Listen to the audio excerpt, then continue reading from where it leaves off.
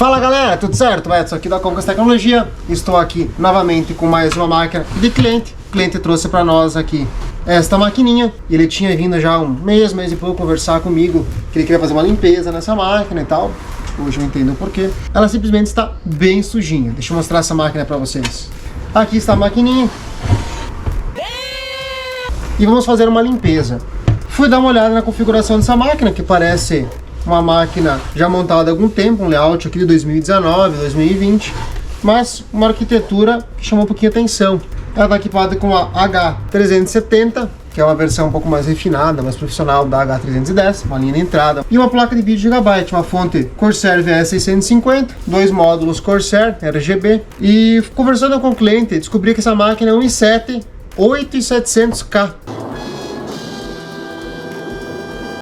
Sim, 8700K. É uma configuração muito boa, porém, olha o problema aqui, ó.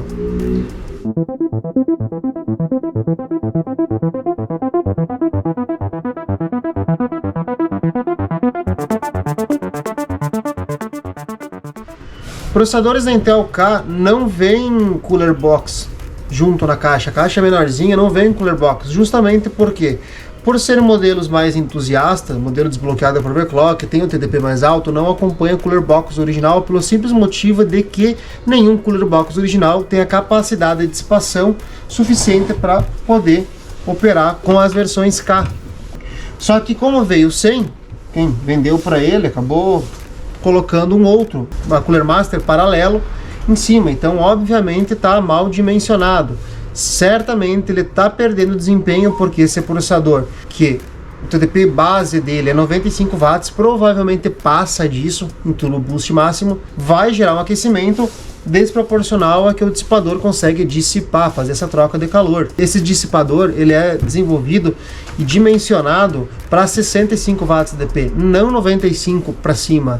Então, com certeza, ele vai ter ali 3.7 no clock base, que é o clock base do processador, que já é um bom clock, principalmente na época. Só que ele não vai conseguir pegar os 4.7, ou não por muito tempo, que é o turbo boost máximo. Ou seja, ele vai pegar os 4.7, o processador vai subir muito rápido a temperatura e depois ele vai começar a tirar clock para evitar o aquecimento. Senão ele vai começar a dar thermothrottling, vai começar a dar vários problemas de travamento na máquina, degradação do próprio processador, por temperatura, vai perder desempenho, então ele não tem benefício nenhum utilizando isso. E é por isso que eu acabei vendendo para ele este modelinho aqui de Air Cooler, um modelinho mais em conta, modelo de entrada. Esse modelo da Chemex, modelo AC-O2, a RGB, a placa-mãe não tem controladora, mas o cooler já dispõe da conexão a RGB.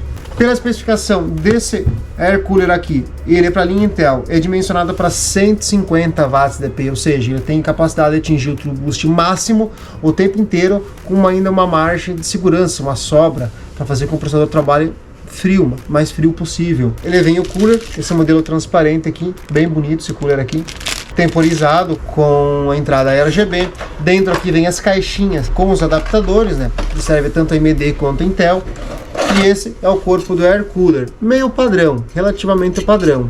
Ele dispõe de 4 heat pipe, para quem não sabe o funcionamento. Essa parte que vai em cima do die do processador, que é onde vai ser a troca de calor entre as duas partes do processador e o dissipador aqui do Air Cooler. A parte de contato vai ter a pasta térmica, obviamente. Conforme o processador vai esquentando, dentro desses tubos aqui, ó, que são em cobre ou cobre niquelado, eles têm um líquido que fica na parte de baixo aqui e fica fazendo a troca de calor, ou seja, fica puxando a temperatura do processador para essa região aqui. Conforme vai esquentando essa região aqui, esse líquido ele vai entrando em ebulição, ele vai ficando gasoso. Então o gás começa a subir, vaporizar, vai subir, chegando até na ponta aqui. A função do cooler é fazer ventilação constante nessas aletas aqui para manter um ponto frio. Então o gás sobe aqui na ponta do heat pipe, tá o limite superior aqui do heat pipe, começa a esfriar, esfriando ele volta a ser líquido e escorre de volta para baixo. E essa troca de calor faz com que essa base tenha uma temperatura controlada, então ela consegue retirar a temperatura do processador para ela e ela dispensa para cima, ela dispersa para cima. Basicamente é que nem a água você a 100 graus ela ferve, começa a virar vapor, então tem perca de líquido porque ela evapora, vai embora. e depois que ela baixa a temperatura, perde essa temperatura, que ela começa a condensar ali, ela volta a ser líquida. Ele é dimensionado para ter a sua vaporização numa temperatura bem inferior, ou seja, não vai esperar dar 100 graus aqui para começar a vaporizar, então vai acontecer isso bem antes. 50, 60, 70 graus, dependendo do fabricante, do tipo do projeto, ele é calculado para começar ali 60, 70 graus, começar a fazer essa vaporização, para começar a fazer a troca de calor. Ele tem um par de superfície embaixo aqui também, e é um sistema muito eficiente, é um sistema barato, confiável e eficiente. Esse é um air cooler de entrada. Existem air coolers mais top, por exemplo, como a própria Noctua, que é uma grande fabricante especializada em air coolers, consegue entregar air coolers com excelente eficiência, deixando muito water cooler para trás. É um sistema que funciona muito bem dentro das suas limitações, ou seja, a proposta dele atende a maioria do público. Geralmente é difícil, um bom air cooler não dá conta de um bom processador, tirando raras exceções, raros casos. Claro, tu pegar um 3900X, tu pegar um 13900K, obviamente que são processadores que são pontas de potência, são processadores desenvolvidos para entusiastas e competição.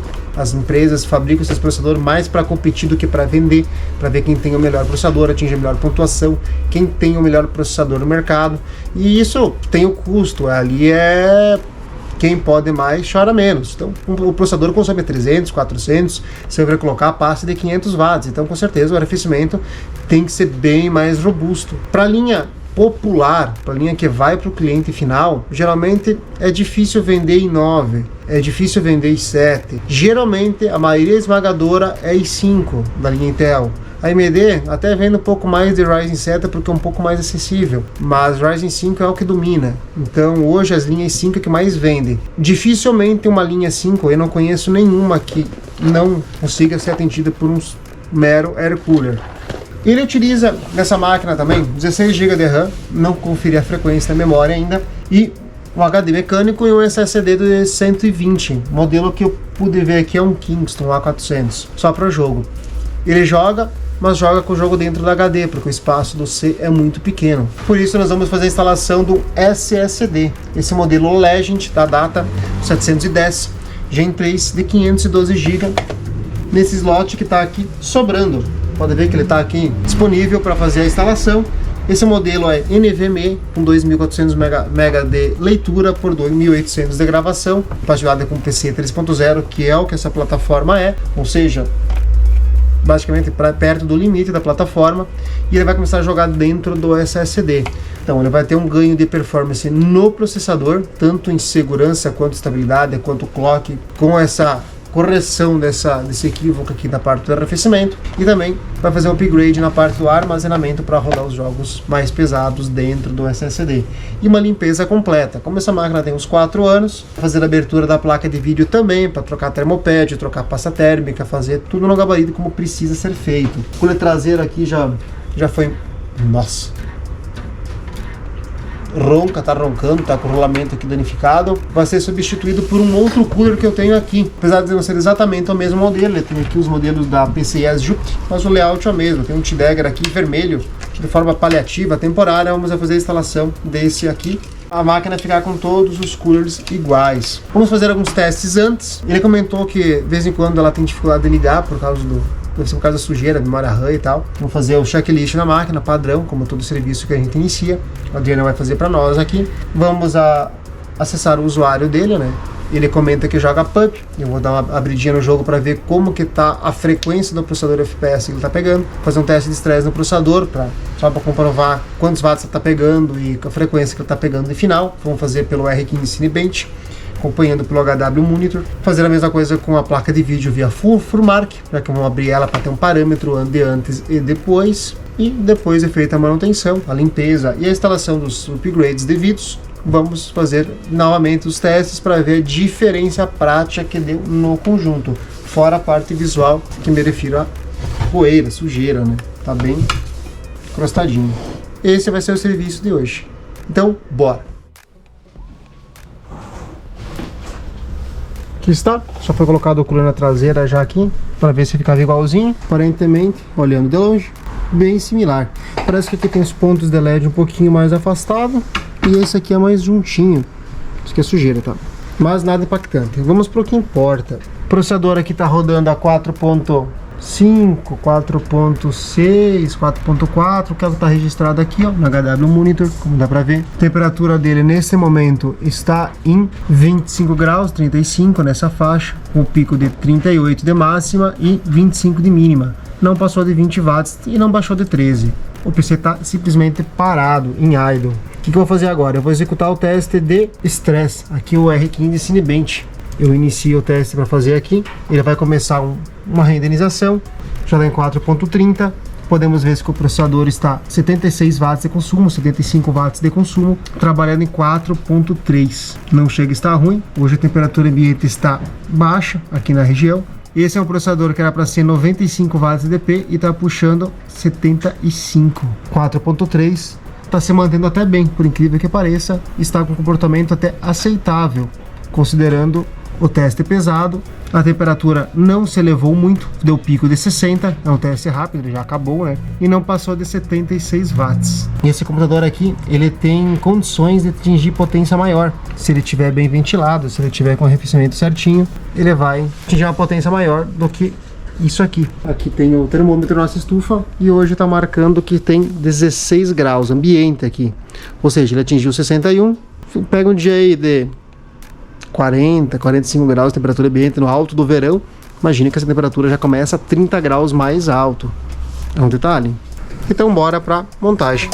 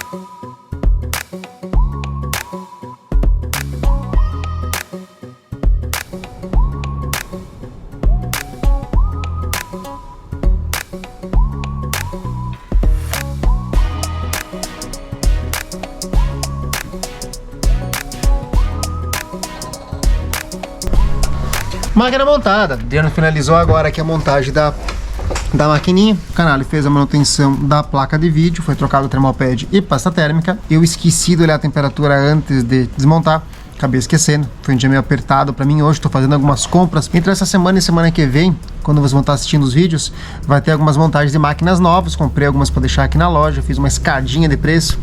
Então temos mais conteúdo, porém acabei cabeçudo aqui esquecendo de filmar antes. Mas o processador, sim, eu fiquei surpreso com esse processador. Confesso a vocês que fiquei bem surpreso pelo fato dele não consumir nem o TDP que ele informa. Geralmente eles passam o TDP informado no Turbo Boost, e essa máquina não subiu e tá com clock alto. Bem impressionante mesmo, bem atípico, bem raro acontecer isso. Ele deve ter um silício muito bom, cara. O sensor marca errado, né? Mas enfim, a máquina tá montada. Vou mostrar agora pra vocês aqui, ó, o teste de R15. A máquina tá parada. Estamos aqui com 30 watts de consumo, ó, de pico. Tá, na verdade tá menos, vamos zerar aqui. Está com 15 watts de consumo. Tá rodando aqui nos seus 4.4, 4.5, que é o que tá informando aqui. 30 graus, 28 graus. Vamos executar o teste. Primeiro momento, teste iniciado. A máquina se mantendo aqui nos 4.3, que é o Turbo Boost dela. Ela é 4.7 no full load, porém um núcleo só 4.3. Se a placa mãe fosse uma Z, liberaria o overclock. Nesse caso aqui é uma H, não libera esse tipo de overclock, então ele acaba sendo impedido de aproveitar todo o processador. Mas o consumo não é alto, ó, 82 watts, tá mais de 10 watts abaixo do ZDP que seria informado. Mas reduzimos a temperatura proporcional. Acontece, como o cooler box antes, esse cooler box aqui, ele era dimensionado para 65 watts, eu não esquentava muito porque não passava muito disso. E o teste é rápido, aqui é menos de um minuto, o processador é forte, acaba terminando o teste rápido, né? Se fosse deixar ali uma meia hora rodando, que é normal num jogo, tende a começar a esquentar toda essa superfície. Hoje é um dia frio, então essa superfície aqui, as aletas, com o passar do tempo ali, vai 10 minutos, meia hora, uma hora jogando, ele vai retendo temperatura e vai consequentemente subindo a temperatura final máxima, né? Não passa muito, tá passando ali uns 15 watts nem isso, 65 15, 18 watts do limite desse cooler box. Então ele começaria a esquentar um pouquinho daqui, uns 15, 20 minutos, né? Não vou ficar uma hora estressando a máquina do cliente, né? Com o air cooler, ele teve uma diferença de nem 10 graus. Porém, com o tempo passando, usando aqui uma hora e pouco, como o air cooler tem mais poder de dissipação, é muito mais difícil esquentar toda essa região, porque tem o heat pipe, o cooler maior, e já está no sentido do outro cooler que está aqui fora puxando toda a sistemática ali. Depois de um certo tempo, ela acaba não aumentando tanta temperatura como aconteceria com o cooler box. Então ficou um upgrade bem interessante. Eu vou dar uma olhadinha aqui na BIOS se tem mais alguma configuraçãozinha, alguma coisinha que dê para mexer nele. Essa placa-mãe é limitada, é uma placa-mãe com chip H, uma H370, e não libera todo o potencial, né? Eu tentei setar para deixar todos os núcleos trabalhando a 4.7, que é o Turbo Boost máximo, mas ela não respeitou, ela tá bloqueada, né? O importante é que tivemos um ganho de performance. No relato de antes, subimos aí uns quase 100 pontos. O que é interessante, claro que isso aí varia um pouquinho conforme os aplicativos rodando em segundo plano e tudo aquele detalhe. Mas não deixa de ser uma evolução. A máquina está limpa, toda revisada, a placa de vídeo tinha alguns sinais de aquecimento, foi substituído tudo que foi necessário. Aquele cooler atrás estava estourado, foi colocado um outro cooler, ficou esteticamente muito mais bonito. E é isso aí. Essa foi a máquina upgrade de hoje. Espero que tenham gostado. Foi uma passadinha bem rapidinha aqui, vou mostrar só o dia a dia nosso, uma coisa rotineira para nós, mas é interessante para vocês ver, né? E entender, porque muitas vezes você acha que você faz um teste, que nem nesse caso, se você olhar por cima, o cara botou um air cooler para ganhar 10 graus. Não é 10 graus. 10 graus em 2 minutos que esse teste faz, né? Vai jogar 2 horas que essa máquina vai dar diferença. Então, o contexto da situação, o porquê é feito, como é feito, às vezes entre linhas, da parte mais técnica, tem um porquê atrás de toda a decisão, não sendo só apenas passagem de número rápida, tu olhar um número rapidamente, tomar uma interpretação talvez equivocada, mas aqui temos um fator de investimento, tem uma limitação que ele se propõe a pagar, se propõe a gastar, o retorno que isso vai dar, que é nesse caso aqui, que estava esquentando um pouquinho, e também a longo prazo, que é o caso desse aqui. Hoje é... Quando que vai esse vídeo para o canal? Segunda-feira. Provavelmente vai ter uma segunda, mas na sequência desse vídeo aqui já vai ter novos vídeos montando máquina aqui. Vai ter umas máquinas bem interessantes. Máquina bem barata, bem em conta, uma máquina intermediária e também uma máquina mais filezão aí para nos acompanhar. Então, bora! Até a próxima.